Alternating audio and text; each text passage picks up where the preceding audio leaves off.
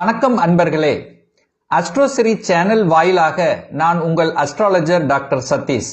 மீன ராசி அன்பர்களே, இந்த பங்குனி மாதம் என்ன மாதிரியான பலனை தரும் அப்படின்னு பார்க்கும் பொழுது, உங்க ராசிநாதனான குரு பகவான் 3ஆம் இடத்துல போய் மறைஞ்சிருக்கார். உங்க ராசியிலேயே 5 கிரகங்கள் இணைவு இந்த பங்குனி மாதம் நடைபெற இருக்கிறது. அப்போ உங்க ராசியிலேயே 6ஆம் அதிபதியாக இருக்கக்கூடிய கடன், நோய் எதிர்ப்பு, பகையை தரக்கூடிய அந்த சூரிய பகவான் உங்க ராசி லக்னத்திலேயே உட்கார்ந்துருக்கு. 8க்குரியவன் அட்டமாதிபதி, வலி, வேதனை, துக்கம், துயரம், அசிங்கம், அவமானத்தை தரக்கூடிய அந்த 8ஆம் அதிபதியும் உங்க ராசியிலேயே உட்கார்ந்துருக்கு. ஸோ 6, 8 அதிபதிகள் உங்க ராசியிலேயே இருக்கிறதுனாலும் ராகு பகவானும் கூட அங்கே இருக்கிறதுனால என்ன, உங்களுடைய சிந்தனைகளில் சில தடுமாற்றங்களை கொடுக்கும். எதிர்ப்பு சார்ந்த விஷயங்கள், பகை சார்ந்த விஷயங்கள், கொஞ்சம் கோப உணர்வுகளை கொடுக்கக்கூடிய அம்சம்ங்கிறது இந்த பங்குனி மாதம் உண்டு. அப்போ எதையும் எடுத்தோம் கவுத்தோன்னு மட்டும் செய்யக்கூடாது. எந்த ஒரு புதிய விஷயத்தை நீங்கள் செய்தாலும் கொஞ்சம் யோசிக்கணும். ஒரு தடவைக்கு 2 தடவை யோசிக்கணும் என்பதை ஞாபகத்தில் வைத்துக் கொள்ளுங்கள் இந்த மீனராசி அன்பர்கள்.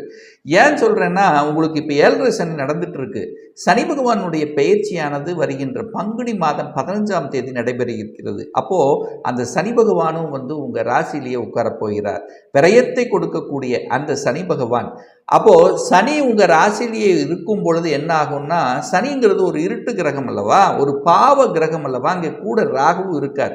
ஸோ 2 பாவ கிரகங்களினுடைய தொடர்பு, 6, 8ஆம் அதிபதிகளினுடைய தொடர்பு உங்க ராசியில் இருக்கிறதுனால சந்திரன்ங்கிறது மனதை மறைக்கக்கூடிய நிகழ்வுங்கிறது இருக்கு. அப்போ அந்த ஒளி பொருந்திய அந்த சந்திரன் மீது அந்த இருட்டு கிரகம் அந்த ராகு இருக்கிறதுனால என்ன ஆகும்னா, கொஞ்சம் இருட்டாக்கும், டல் அடிக்கும். சில பேருக்கு பார்த்தீங்கன்னா ஒரு மாதிரி டல்லா, ஒரு சோம்பேறித்தனமாக இருக்கக்கூடிய சில சந்தர்ப்பங்களை அது கொடுக்கும். அப்போ நான் என்ன சொல்றேன்னா, சுறுசுறுப்பாக செயல்படணும் அப்படிங்கிறத எடுத்துக்கணும். கோப காரியங்கள், அதாவது நெகட்டிவ் என்று உங்க மனசுக்கு எது படுகிறதோ அதுக்குள்ள போகக்கூடாது அப்படிங்கிறத ஞாபகத்தில் வைத்துக் கொள்ளுங்கள். ஒரு சிலர் பார்த்தீங்கன்னா வேலையை விட்டுட்டு வேற வேலை தேடலாம், எனக்கு அங்கே அலைச்சல் திருச்சல் டென்ஷனாக இருக்கு அப்படின்னு சொல்லி கோபப்பட்டு ஆக்ரோசப்பட்டு வேலையை விட்டு விடுவார்கள். ஸோ அந்த வேலையை விட்டு விடக்கூடாது அப்படிங்கிறதான் இந்த இடத்துல நான் சொல்கிறேன். ஏன் சொல்கிறேன்னா, உங்களை மனதை மறைத்து விட்டு, அதாவது உங்களுடைய டிசிஷன் தப்பாக போயிடும் அப்படிங்கிறத இந்த சொல்கிறேன். ஏன் சொல்கிறேன்னா, மனதை மறைக்கிறது இந்த இருட்டு கிரகங்கள். அப்போ நீங்கள் எடுக்கக்கூடிய முடிவுகள் தவறாக போய்விடும் அப்படிங்கிற அமைப்புக்கு ஏற்பத்தான் நான் இந்த இடத்துல சொல்கிறேன். கொஞ்சம் பொறுமை காக்கணும். 6, 8 அதிபதிகளும் லக்னத்தோடு இருக்குது. அப்போ எதிர்மறையாக சில சமயங்கள் பார்த்தீங்கன்னா இந்த 6, 8 அதிபதிகள் அங்கே இருக்கிறதுனால என்ன ஆகும்னா, திடீர் 8ஆம் இடம் என்பது திடீர் அதிர்ஷ்டத்தை கொடுக்கக்கூடிய இடம். அப்போ திடீர் அதிர்ஷ்ட வாய்ப்புகளையும் இந்த மீனராசி என்பவர்களுக்கு கொடுக்கும். வலிகள், வேதனைகள், துக்கம், துயரத்தோடு இருந்து கொண்டு இது நடக்குமா நடக்காதா அப்படின்னு சில சமயங்களில் தடுமாற்றத்தோடு இருக்கிறவங்களுக்கு திடீர் என்று ஒரு அதிர்ஷ்டம் கிடைச்ச மாதிரி கிடைக்கக்கூடிய தன்மையும் சாத்தியக்கூறுகளும் இருக்கு என்பதையும் நீங்கள் ஞாபகத்தில் வைக்கணும். அப்போ என்ன, கொஞ்சம் பொறுமை காக்கணும், அவசரப்படக்கூடாதுங்கிறத ஞாபகத்தில் வச்சுங்க. குடும்பம் 2ஆம் இடத்தை இதுவரைக்கும் சனி பகவான் 3ஆம் பார்வையாக 2ஆம் இடத்தை பார்த்து கெடுத்து கொண்டிருந்தார் அல்லவா. இப்போ அந்த 2ஆம் இடம் என்பது தனம். அந்த தனம் சார்ந்த விஷயத்தில் இருந்து வந்த பிரச்சனைகள், அதுக்குள்ளே இருந்த சில குழப்பங்கள் தெளிவாகும் இந்த மாதம். அதே சமயத்தில் பணம் கொடுக்கல் வாங்கல் விஷயத்தில் கவனமாக இருக்கணும். ஏன்னா ஜென்ம சனிங்கிறதுனால அப்போ அவ்வளோ சீக்கிரம் பணத்தை கொடுத்தீங்கன்னா ரிட்டர்ன் ஆகாது. சில சமயங்களில் தொந்தரவு பிரச்சனையை உருவாக்கும். அதனால் பணம் கொடுக்கல் வாங்கல் விஷயத்தில் கவனம், எச்சரிக்கை. அதே சமயத்தில் இந்த குடும்பம் கணவன் மனைவிக்குள்ள பார்த்தீங்கன்னா சின்ன சின்ன சலசலப்புங்கிறது நிச்சயமாக ஏற்படுத்தும். கருத்து வேறுபாடுகள் நிச்சயமாக தோன்றும் இந்த மீனராசி அல்லது மீன லக்னம் பிறந்தவர்களுக்கு. ஏன் சொல்றேன்னா, அந்த 6, 8 இணைந்து இருக்கு, 7ஆம் அதிபதியும் இருக்கும். அப்போ 6, 8 கடையில் இருக்கக்கூடிய 7ஆம் இடத்தை கொஞ்சம் நசுக்கக்கூடிய தன்மை இருக்கிறதுனால சில கருத்து வேறுபாடுகள் தோன்றும். அப்போ என்ன, 2 பேரும் டிஸ்கஸ் பண்ணி ஒரு முடிவு எடுக்கணுங்கிறத ஞாபகத்தில் வைத்துக் கொள்ளுங்கள். சரி, முயற்சி ஸ்தானம் பலிக்குமா? முயற்சிகள் பலிதமாகும். குரு அங்கே உட்கார்ந்துருக்கார். அப்போ உங்களுடைய முயற்சிகள் நல்லபடியாக முடியும். அதாவது கடந்த சில மாதங்களாக தான் எடுத்த முயற்சிகள் தோல்வி உற்றது, முயற்சிகள் சரியாக அமையல, ஒரு தைரிய வீரியம் இல்லாத தன்மை இருந்ததுன்னா இப்போ அது நடக்கும். புதிய ஒப்பந்தங்கள் நடக்கும். ஒரு சிலருக்கு இடம் வாங்கக்கூடிய அமைப்பு யோகம் என்பது நிச்சயமாக உண்டு. ஸோ அதற்குண்டான முயற்சியில் நீங்கள் இறங்குவீங்க, சக்சஸ் ஆகும். ஆனால் என்ன, புதன் ராகுவோடு சேர்ந்திருக்கிறதுனால, 4ஆம் அதிபதி ராகுவோடு சேர்ந்திருக்கிறதுனால டாக்குமெண்ட் விஷயத்தில் எப்பொழுதும் கவனமாக இருக்கணும். ஏன்னா டாக்குமெண்ட் விஷயத்தில் உங்களை ஏமாற்றுவதற்கான வாய்ப்புகள் இருக்கு. எந்த டாக்குமெண்ட்டாக இருந்தாலும், எந்த ஒப்பந்தமாக இருந்தாலும் அதெல்லாம் சரியாக படித்து பார்த்து விட்டு கையெழுத்து போடணுங்கிறத ஞாபகத்து வச்சுங்க. யாருக்கும் ஜாமீன் கையெழுத்து போடக்கூடாதுங்கிறதையும் இந்த மீனராசி என்பவர்கள் நன்றாக உணர்ந்து கொள்ள வேண்டும். குழந்தைகள் நலன் நன்றாக இருக்குமா? குழந்தைகள் நன்றாக படிக்கிறதுல எந்த தடையும் இந்த மாதம் ஏற்படுத்த போவதில்லை. நல்ல மார்க் வாங்கும். தான் நினைத்த கோர்ஸ் படிக்கக்கூடிய அம்சம், ஃப்யூச்சரில் இப்படி இருக்கணும் அப்படிங்கிற டார்கெட், இதெல்லாம் நன்றாக இருக்குது. அதில் எந்த மாற்று கருத்து இல்லை. அரசு சார்ந்த விஷயங்கள் வெற்றி பெறக்கூடிய, ஏன்னா 6ஆம் அதிபதி போய் ராசியில் தான் இருக்கார். அப்போ வெற்றி அமைப்புங்கிறது நல்லதாக இருக்கிறது.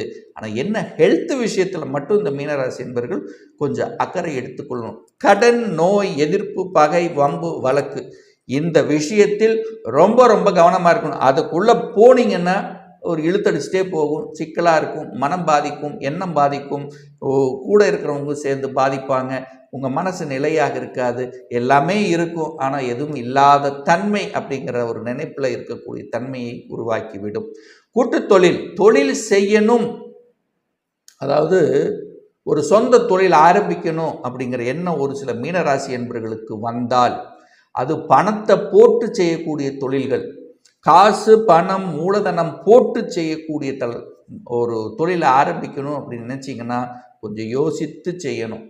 ஏன்னா ஜென்ம சனி உங்கள் மனதை மயக்கி விட்டு உங்களை ஏமாற்றி விடும். அப்போ என்ன, கடனை உருவாக்கிறோம், இல்லைன்னா எதிர்ப்பை சம்பாதிச்சிருவீங்க, அலைச்சல் திருச்சல் டென்ஷனை உருவாக்கும். அந்த அமைப்பு உங்கள் ஜாதகம் கொடுப்பினை இருக்கான்னு பாருங்கள். தசாபுத்தி நல்லா இருந்துச்சுன்னா பெருசாக பாதிக்காது. தசாபுத்தி கெட்டு போகிருந்தால், இப்போ கோச்சாரத்திலும் ஜென்ம சனி நடக்கிறதுனால நிச்சயமாக இந்த மீனராசி என்பவர்கள் இந்த பாயிண்ட்டை ஒரு இக்கு வைத்துத்தான் செய்யணுங்கிறத ஞாபகத்தில் வைத்து கொள்ளுங்கள். பாக்யாதிபதி 9ஆம் அதிபதியை, அதாவது 9ஆம் அதிபதியாக இருக்கக்கூடிய செவ்வாய் இப்போ நீச்சமாக போகிறார். எப்போ, இந்த பங்குனி மாதம் 20ஆம் தேதி. அதே சமயத்தில் பார்த்தீங்கன்னா சூரியன், 9ங்கிறது தந்தை, சூரியன் உங்கள் லக்னத்தில் இருக்கார், 6ஆம் அதிபதியாக இருக்கார். அப்போ தந்தையை கொஞ்சம் கேர் எடுத்து பார்த்துக்கணும். தந்தையை போய், அதாவது இந்த மாதம் ஒரு தடவை பார்த்து அவருடன் ஆசீர்வாதத்தை பெற்றுக்கொண்டு வருவது உங்களுக்கு ரொம்ப ரொம்ப நல்ல பலனை உங்களுக்கு ஏற்படுத்தும். தந்தையை நன்றாக கவனித்து கொள்ளணும். தந்தையோட கருத்து வேறுபாடுகள் வராமல் பார்த்து கொள்வதும் நல்லது இந்த மீனராசி அன்பர்களுக்கு.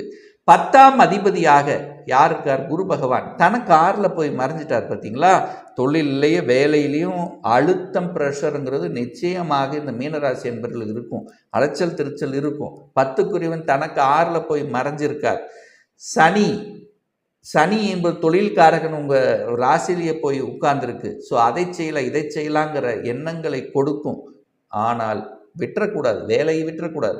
மாறணுமா, இன்னொரு வேலையை அமைத்து கொண்டு மாறுவது புத்திசாலித்தனம். அக்கறை கேட்குற பட்சம் இங்கே ஒரு மாதிரி அழுத்தம் பிரஷர் இருந்தோன்னா அங்கே வேற மாதிரி ஒரு அழுத்தம் பிரஷர் நிச்சயமாக கொடுக்கும். இதை நீங்கள் தயார்படுத்தி கொள்ள வேண்டும். அதே சமயத்தில் லாபம் உண்டா, உழைப்புக்கேற்ற உயர்வு உண்டு, அலைச்சல் திருச்சல் உண்டு, அதற்குண்டான செலவும் உண்டு. ஸோ பணத்தை கொஞ்சம் கண்ட்ரோலில் கட்டுப்பாடோடு வைத்து கொள்வது இந்த மீனராசி என்பவர்களுக்கு நல்லது என்பதை ஞாபகத்தில் வைத்துக் கொள்ளுங்கள். ஒரு சிலருக்கு வெளிநாட்டு குடும்பத்தை பிரிந்து வெளிநாட்டுக்கு செல்லக்கூடிய தன்மையும் இருக்கிறது. தொழில் ரீதியாக, வேலை ரீதியாக ஆன்மீக எண்ணங்களை கொடுக்கும். சனி போய் லக்னத்தில் உட்கார்ந்துருக்கார், குருவின் வீட்டில் உட்கார்ந்துருக்கார், குரு கேதுவை பார்க்குறார். கேது ஸோ ஆன்மீக எண்ணங்களை இந்த மீனராசி அன்பர்களுக்கு நிச்சயமாக கொடுக்கும். ஆன்மீக நாட்டம் உண்டு. சமூக பலனில் ஈடுபடக்கூடிய தன்மை இருக்கு.